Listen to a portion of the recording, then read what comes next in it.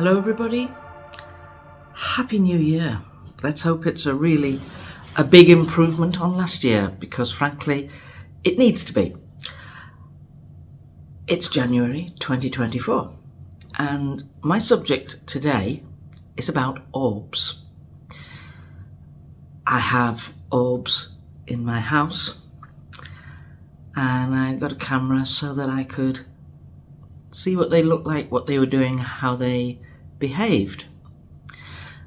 Now, I did wonder whether there was any kind of connection between things that are in the house and orbs.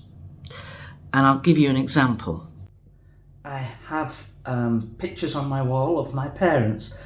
My dad on the left, that's in 1939, just before the Second World War, and my mum on the right. And I wondered if there was some connection with orbs, and they've both passed, you see, and I wondered if it was connected with them.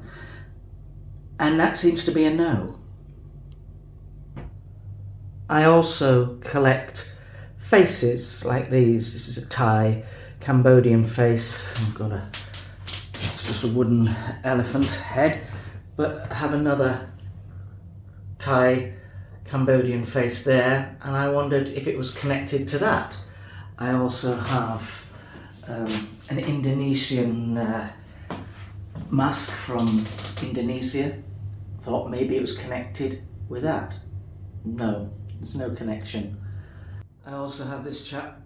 This is from Bali. No connection there. So then I was thinking, I collect Aboriginal artwork. Is there some kind of energy to do with the orbs coming from those? Men round a campfire here. It seems that's not connected. This is rainbow serpents and it's part of the Aboriginal culture and heritage. I wondered if it was connected with that. However, I did have a picture of Pleiades and the Seven Sisters, and every time I use my divining rods in the house, I use them for yes, no and maybe answers, they would swing round to that, and it was hanging on this wall here, and they would immediately swing round to it. They really didn't like it, so I asked Abak's advice on that, and it was factually incorrect, but also there was something about that picture that they really didn't like. They really, I don't know why, whether it was connected with the actual fact or whether it was the artist they didn't like, no idea. But I actually took that picture. It's quite expensive as well. I took it outside and burnt it to try and give, if that was a problem, creating dark energies, just get rid. So I wondered if it was connected. I also have here another Aboriginal painting. There's another one here. These beautiful seed-like dot paintings are stunning. And this guy here, it looks like a big old mess, but what it is the trails that a little thorny-backed devil lizard, tiny little dragon, it's a trail in the sand that they make. So I wondered if these are connected, because paintings can be very powerful, and it seems not. So the Aboriginal stuff I can discount.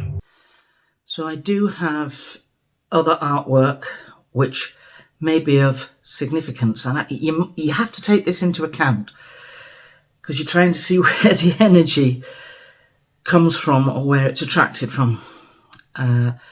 So I have above my bed in this room a picture. It's a picture of the Taj Mahal.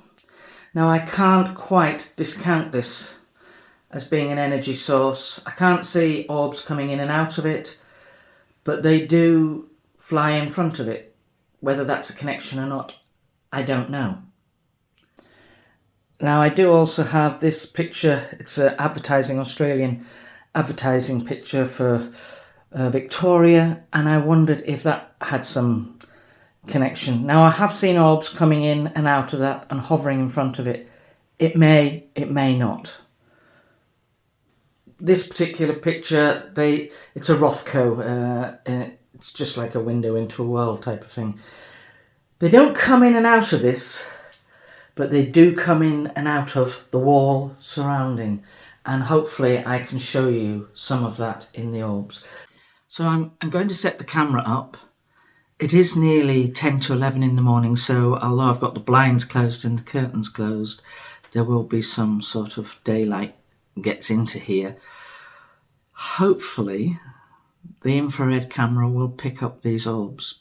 So I'm using an infrared camera. I can alter its position where it looks in the room. What I will say with orbs is that one of my conclusions is we can't call them in. We can't say, come here, come and sit on my hand. It does not work like that. But I do believe that our energy produces or helps to produce energy for the orbs. You'll notice on some of the videos that I appear to be talking, and I think that generates energy. I have asked before I did this that if they would like to participate, I would love to have them. Whether that works or whether they just are here. It might be that they're part of the fabric of this house. This house is 125 years old. And I have heard different things in this house. I have footsteps outside my bedroom, coming along the bedroom hall from the bathroom area. It's carpeted, and yet I can hear hard-soled shoes on a hard floor. And it gets outside my bedroom door and it stops. And that's kind of a strange moment where you're going, you don't know what's happening. It's like, you stop breathing and you think, is it coming or what? But it hasn't. It stays outside there. And that's part of the protection that I believe I've been gifted. And I don't think it's bad. I think it's an energy that belongs to the house, I believe. If they want us to hear the footprints, then we'll hear them. Now, there is, in this corner of the room, which you will see, there's creaking. And on odd points, you might see me pointing over there. And that creaking is quite significant. Now, at night time, when I'm going to sleep, this area here, where the TV is, this all creaks. The furniture, it's just a heavy wooden dresser, and it creaks. You would think somebody was lifting it up. Now, I would struggle to lift that when that was empty. So that's quite something. And then there's like a wooden linen box, a walnut wooden linen box beside it, and then an Egyptian travel trunk. Interesting, very interesting that I get a lot of creaking from where the Egyptian travel trunk is. And what sits on it is a box that was gifted to me from Egypt. It's modern, it's pewter, it's a jewellery box. And I do wonder if there's some significance there. Ancient energies, the Aboriginal stuff, I couldn't link. But the Taj Mahal picture, you will see orbs do fly in front of it. The Victorian Australian picture, orbs do seem to come from that direction. But primarily, the orbs seem to come from here. You see them coming out of the wall. They just appear up above your head, zoom in, zoom out. They're really fast. Some of them are like this, flashing, pulsing on and off. They have no sort of set pattern. They're not all going in this direction, all going in that direction. The significant thing with pieces of dust is if you have dust. Now, I dusted earlier on to eradicate any kind of theory that dust might be floating around the room. So if you like, the dust has settled.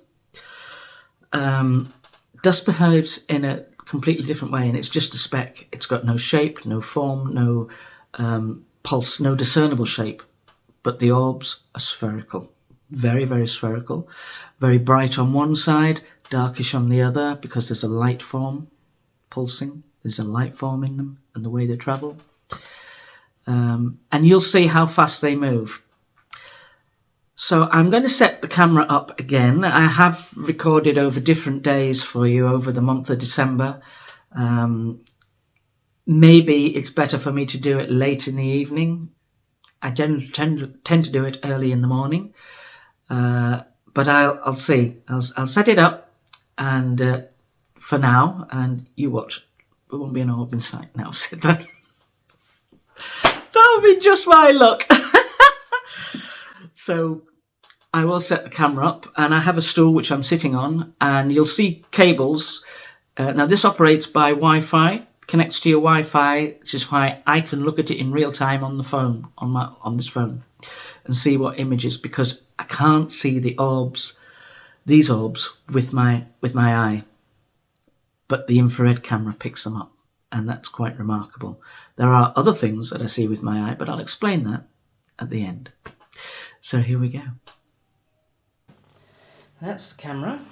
I'm just going to change it around so it sits there like that. I might just take myself out of the room, or I might stand over here. We'll see.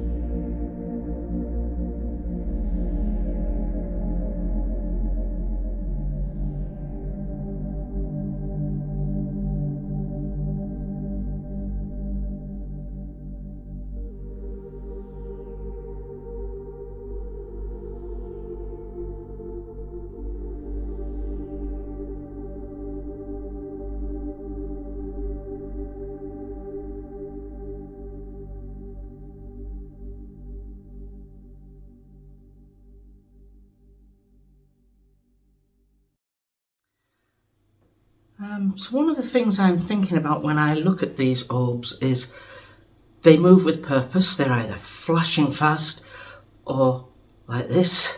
Some of them, when I put them in slow motion, they flash pulse like that. I can't get any clarity in how they look.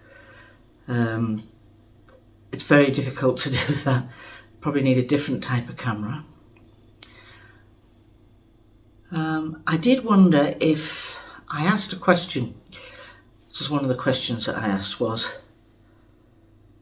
are orbs thoughts? Are they thoughts of the people who they represent? Or are they thoughts just in the air as it is, omnipresence?